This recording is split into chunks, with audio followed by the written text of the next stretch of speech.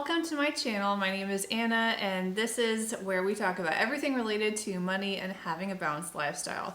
In case you've never heard of what a sinking fund is or the concept of how that can be very helpful in budgeting and reaching financial goals, I wanted to go through that and explain how you would go about doing that in a month-to-month budget. Sinking funds in the most basic terms are basically any costs that are expected so that you know you're going to be paying them, but they're not every month. So they would fall under the categories of like car maintenance, Christmas gifts, insurance premiums if you pay every 6 months or every year. So if you want to use a sinking fund instead of just paying for the full thing in a given month, which is what I personally choose to do if it's in the budget, like if it's our car insurance premiums for 6 months, they're not super high, like it's $500 or $600. So we're just going to take that out of our budget, and I don't really want to feel like I have to save for it and keep track of it, $50 at a time for 6 months.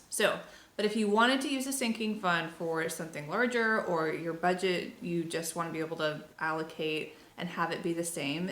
every single month, then you take the full amount of what you know that's going to be or how much you would like to spend. So like if it's for Christmas gifts and you want to spend $1,000 a year or something on Christmas gifts, then you would take the 1,000 divided by 12 and take that number and put it in your budget. And then every month you would take out that whatever $50 it is and put that in a separate savings account, or maybe even pull it out in cash and keep it in an envelope so that when the time comes and you want to start buying gifts throughout the year, then you already have that money set aside and you know exactly how much you're